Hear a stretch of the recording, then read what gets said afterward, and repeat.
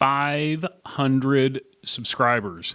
Now, in the scope of things, I understand, that's not a big number, but it seems pretty big to me. So thanks.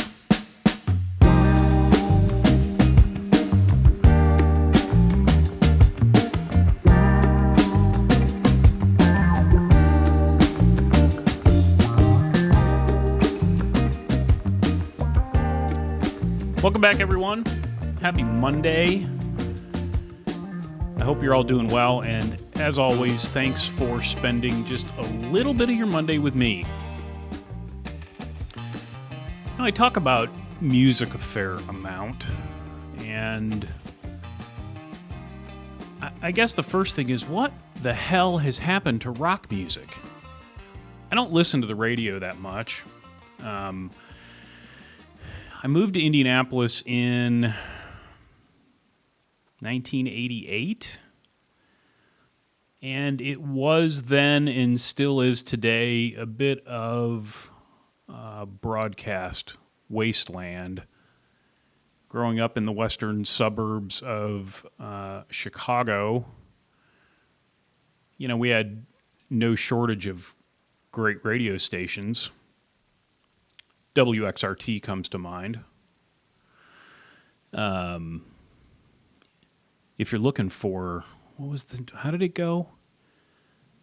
For real rock or something to that effect, it's got to be 93 WXRT. So Indianapolis is a bit of a broadcast wasteland, so I don't listen to the radio that much, but I dip in from time to time. And do kids just not play the electric guitar anymore? I understand that I am on the precipice of sounding like an old man, but I'm going to risk it. Growing up in the 70s, I lived through that singer-songwriter phase, Jim Croce and James Taylor and Gordon Lightfoot, and, and then in the 90s, we kind of had that mopey, if you ever break up with a girl or a guy and you want to really make yourself miserable, grab a bottle of gin and listen to David Sylvian. But the point of all this is that I went down a YouTube rabbit hole the other day, or it wasn't the other day, it was several weeks ago, but it seems like it was the other day. And apparently, in the not too distant past, was the 25th anniversary of the Oasis album, What's the Story, Morning Glory. And, they did no shortage. There were no shortage of Noel Gallagher interviews that you could avail yourself to.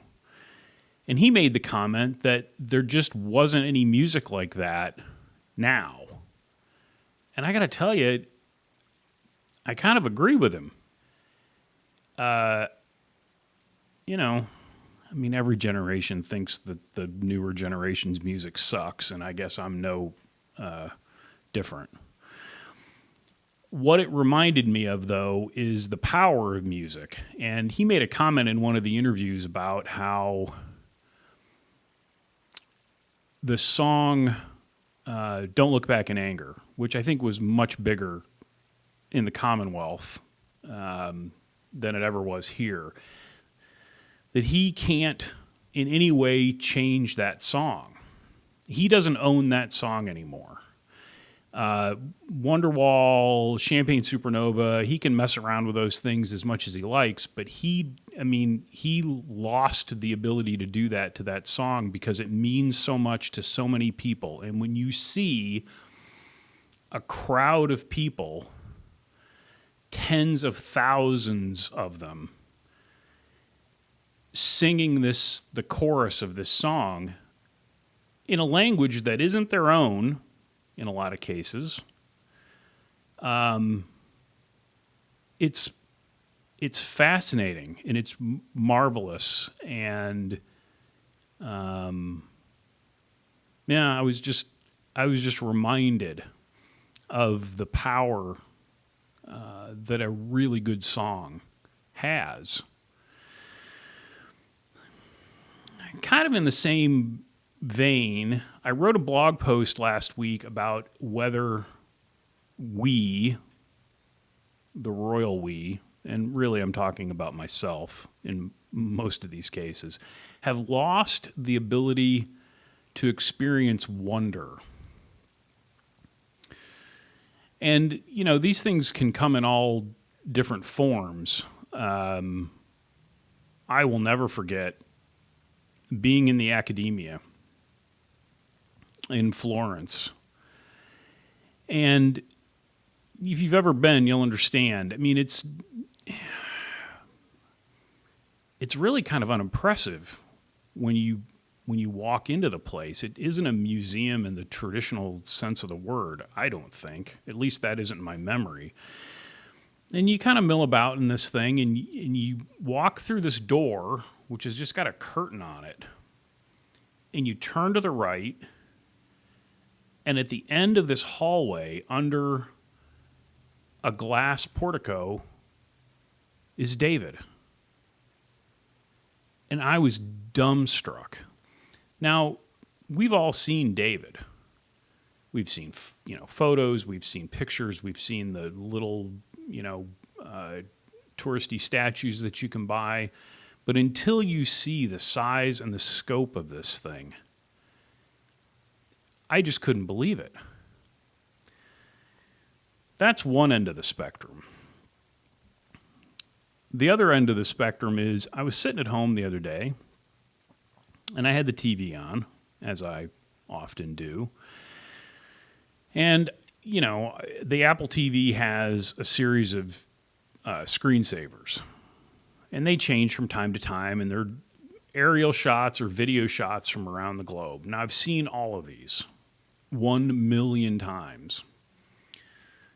But as of, the last year, I, like a lot of us, have had a lot more time to think and reflect, perhaps. And I'm trying to be what the kids call more present. I believe that's what they call it. And there was a screensaver that popped up, and it was a series of underwater little videos. And there was a school of stingray, and it was thick. I mean, you couldn't see through them. They were everywhere. And they were floating along, swimming along like stingray do, and I was just stopped. It was like I had never seen it before. And the theory that I have is that I really hadn't ever seen it before. I had seen it, but I hadn't really seen it. And it wasn't until that moment that it really kind of settled in and took hold.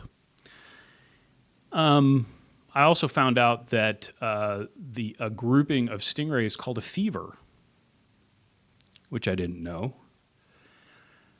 And that just got me thinking, it's like we have so much information thrown at us on a constant basis that have we lost the ability to experience wonder, to be inspired by something that's just, maybe could otherwise be considered trivial. It is one of the things that I love about riding a bike. I was going to get some bike stuff in here sometime. When you ride a bike, obviously, as opposed to driving a car, you're moving slower and you have the ability to see more things. But do we always see them?